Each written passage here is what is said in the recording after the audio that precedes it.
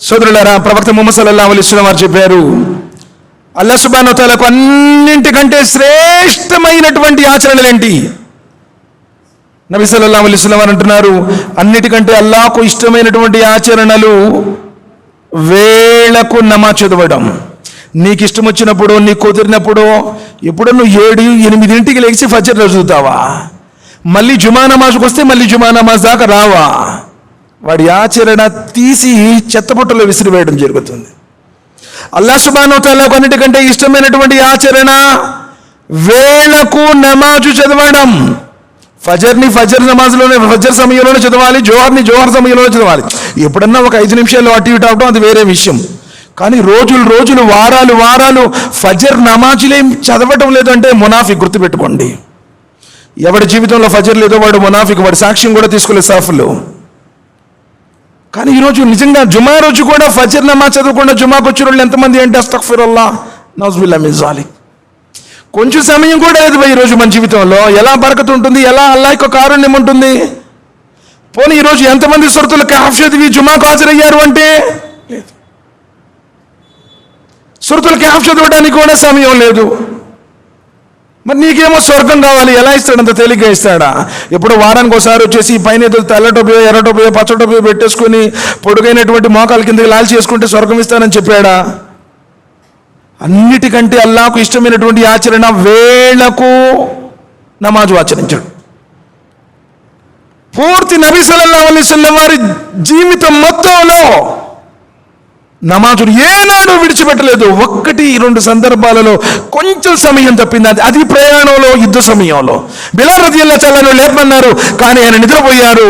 తర్వాత లేచారు, ఎండ బాగా వచ్చిన తర్వాత. కానీ ఈరోజు నువ్వు ఖురాన్ హదీస్ అని చెబుతూ, మనాజే సల్ఫ్ అని చెబుతూ, మేము హదీస్ అని చెబుతూ, నేను పైన కడతానని చెప్పి నువ్వు నమాజుల్ని ఇష్టం చదివితే చదువుతావు, లేతే లేదు.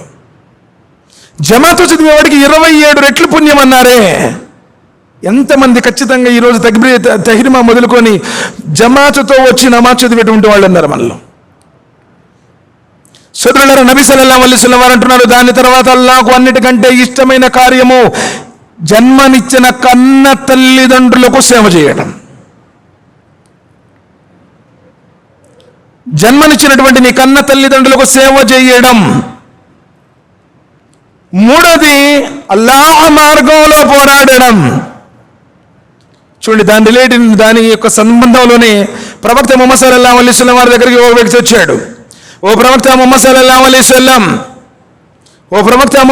వసల్లం, నేను అల్లాహ్ మార్గంలో షహీద్ అవ్వడానికి నాకు అనుమతి ఇవ్వండి, నేను దైవ మార్గంలో పోరాడడానికి వస్తాను అన్నాడు. ప్రవక్త ముహమ్మద్ సల్లల్లాహు అలైహి వసల్లం వారు ఆ వ్యక్తికి అనుమతి ఇచ్చారు. తిరిగి వెళుతున్నాడు. ప్రవక్త ముహమ్మద్ సల్లల్లాహు అలైహి వసల్లం వారు ఆ వ్యక్తిని పిలిచారు, అయ్యా, మరి నీకు తల్లిదండ్రులు ఉన్నారా? ఆ ప్రవక్త ముహమ్మద్ సల్లల్లాహు అలైహి వసల్లం, నాకు తల్లిదండ్రులు ఉన్నారు. మరి వారిలో ముసలివారు ఉన్నారా? ఆ ప్రవక్త ముహమ్మద్ సల్లల్లాహు అలైహి వసల్లం, నా తల్లిదండ్రులు ముసలివారే. అయితే నీవు దైవ మార్గంలో పోరాడడానికి రావాల్సిన అవసరం లేదు. నీ తల్లిదండ్రులకు నువ్వు సేవ చేసుకో, దానికంటే నీకు ఇదే శ్రేష్టమైనది అన్నారు. సుబ్హానల్లాహ్. నిజంగా ఇస్లాంలో అత్యున్నతమైనటువంటి పుణ్యకార్యం ఏమిటంటే దైవ మార్గంలో ప్రాణాలకి పోరాడడం, షహీద్ కావడం. నబీ సల్లల్లాహు అలైహి వసల్లం వారు అంటున్నారు, నీ తల్లిదండ్రులకు సేవ చేసుకో, దానికంటే తల్లిదండ్రులకు సేవ చేయడమే మేలైనటువంటిది. ఆలోచన అర్థమైందా? అల్లాహ్కి ఇష్టమైనటువంటి కార్యాలు వేళకు నమాజ్ చదవడం, తల్లిదండ్రులకు సేవ చేయడం, దైవ మార్గంలో పోరాడడం. తర్వాత వచ్చినటువంటి హదీస్లో మనకు అర్థమైనటువంటి విషయం ఏమిటి? దైవ మార్గంలో పోరాడటం కంటే కూడా తల్లిదండ్రులకు సేవ చేయడం. సోదరులారా, నిజంగా ఈరోజు నువ్వు జన్మనిచ్చిన కన్న తల్లిదండ్రులతో ఎలా వ్యవహరిస్తున్నావో ఒక్కసారి నువ్వు ఆలోచించుకో. నబీ సల్లల్లాహు అలైహి వసల్లం చెప్పారు, ప్రళయ దినం రోజున అల్లాహ్ సుబ్హానహు వ తఆలా 3 వ్యక్తుల వైపు కరుణించాడు, చూడడు, పలకరించాడు, అసహ్యించుకుంటాడు వారిని.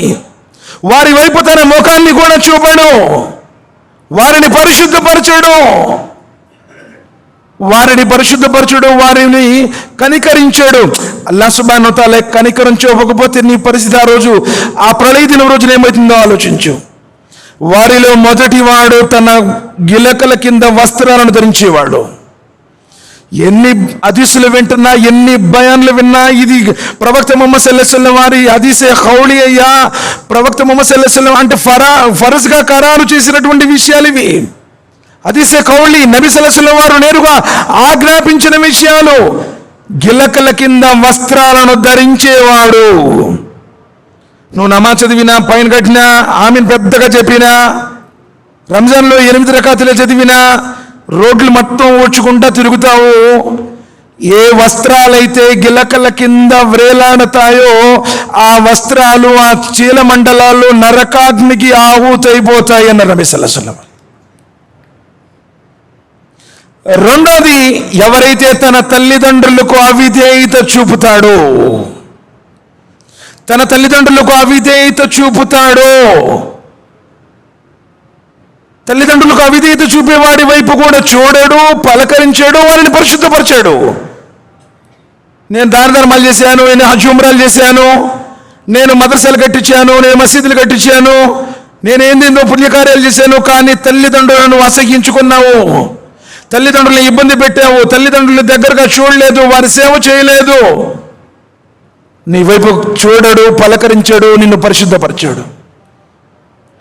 మరో రివాయతులో వస్తుంది, అందులో 3వ క్యారెక్టర్ ఎవరయ్యా అంటే అబద్ధ ప్రమాణాలు చేసి వ్యాపారం చేసేవాడు. నోరు తెరిస్తే పచ్చి అబద్ధం. అల్లా మేము తోడంటాడు, అమ్మ తోడంటాడు, నాన్న తోడంటాడు, అస్తగ్ఫిరుల్లాహ్. ఏది 10 రూపాయలు, ఒక 100 రూపాయల లాభం కోసం ఈమాన్ని తాకట్టుగా పెట్టేస్తాడు. మరో రివాయతులో వస్తుంది, దయోస్, అతను కూడా స్వర్గంలో ప్రవేశించాడు, అతని వైపు కూడా చూడాడు. తర్వాత మద్యం సేవించేటువంటి వాడు. ఆ దిశలో కూడా వస్తుంది, తల్లిదండ్రులకు అవిధేయత చూపేవాడు, తల్లిదండ్రులు బాధ పెట్టేటువంటి వాడు. సోదరులారా, ఆలోచనండి. ప్రవక్త ముహమ్మద్ సల్లల్లాహు అలైహి వసల్లం వారి దగ్గరికి ఒక వ్యక్తి వచ్చాడు. ఓ ప్రవక్త ముహమ్మద్ సల్లల్లాహు అలైహి వసల్లం, ఈ ప్రపంచంలో అందరికంటే నా మీద ఎవరికి హక్కు ఉంది? ఈ ప్రపంచంలో ఎవరికి నా మీద ఎక్కువ హక్కు ఉంది? నబీ సల్లల్లాహు అలైహి వసల్లం వారు చెప్పారు, ఉమ్మక్, నీ తల్లికి. ఓ ప్రవక్త ముహమ్మద్ సల్లల్లాహు అలైహి వసల్లం, దాని తర్వాత ఈ ప్రపంచంలో అందరికంటే నా మీద ఎవరికి హక్కు ఉంది? నీ తల్లికి. ఓ ప్రవక్త ముహమ్మద్ సల్లల్లాహు అలైహి వసల్లం, మరి దాని తర్వాత నా మీద ఎవరికి హక్కు ఉంది? నీ తల్లికే. 3 పర్యాయాలు.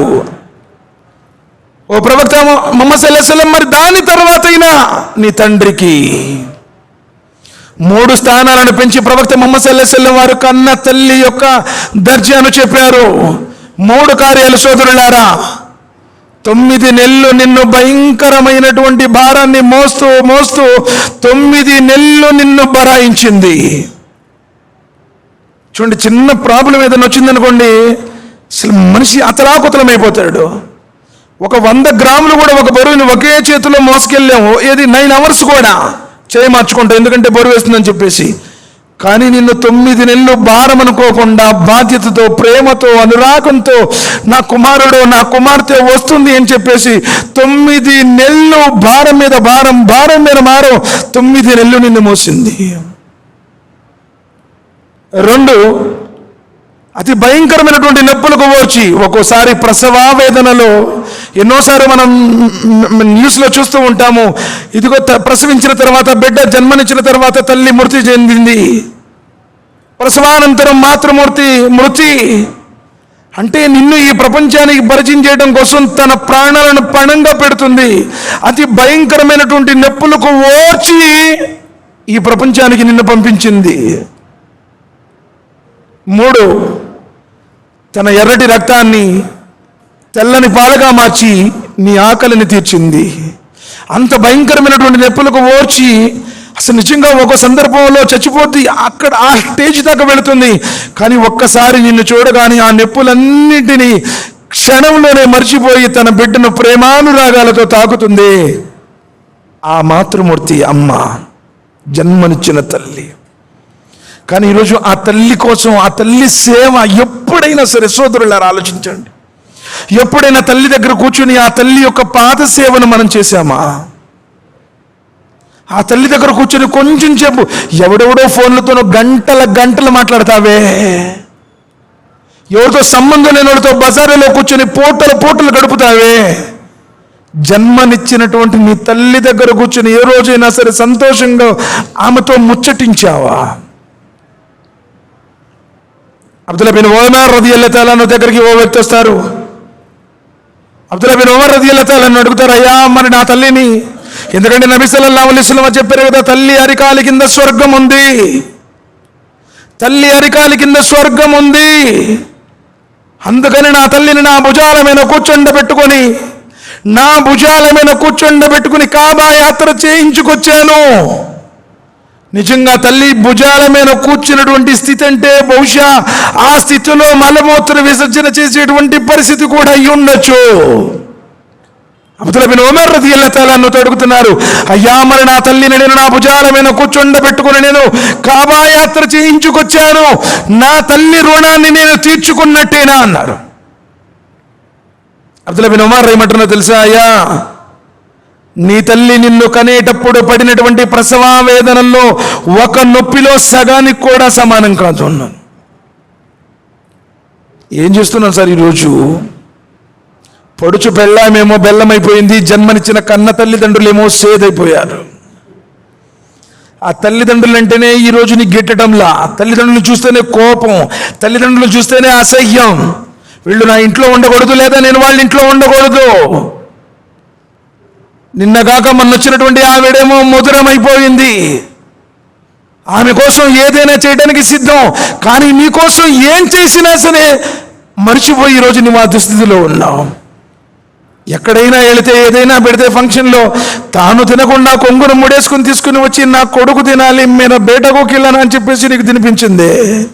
నీకు బాగలేదని హాస్పిటల్లో చేరితే విసినకర్రలతో విసిరి ఆ కొంగుతో విసిరి రేత్రులు నిద్రలేనటువంటి రాత్రులు గడిపింది.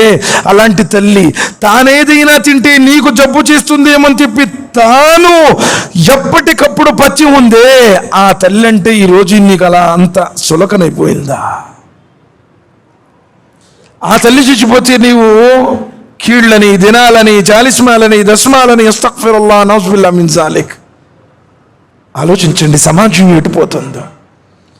కులం గురించి మతం గురించి చెప్పదు సార్ ఎప్పుడు. ఇస్లాం కూడా సమున్నతమైనటువంటి జీవన విధానం. నీ ఊహ తెలిసిన కాడి నుంచి నీ ఊపిరి ఆగిపోయేదాకా ఎలా ఉండాలి, నువ్వు పడక మీద లేచిన కాడి నుంచి పాడ మీదకు వెళ్ళేదాకా ఈ లోకంలో ఏ విధంగా గడపాలని కోరుకున్నాడో ఆకాశాలను స్వామి చూపించినటువంటి ఉత్తమ జీవన విధానం, ఉత్తమ నడవడిక. పళై దినం రోజున నీ ఆమాలు అన్నింటికంటే బరువైంది నీ క్యారెక్టర్ అన్నారు నబీ సల్లల్లాహు అలైహి వసల్లం. మీ లాల్చీలు పొడుగైనవి, మీ టోపులు బరువైనవి, లేకపోతే మీ యొక్క గడ్డం బరువైంది అని చెప్పలా. ఉన్నతమైనటువంటి క్యారెక్టర్, ఆ క్యారెక్టర్లో అన్నిటికంటే ముందు తల్లిదండ్రుల సేవ.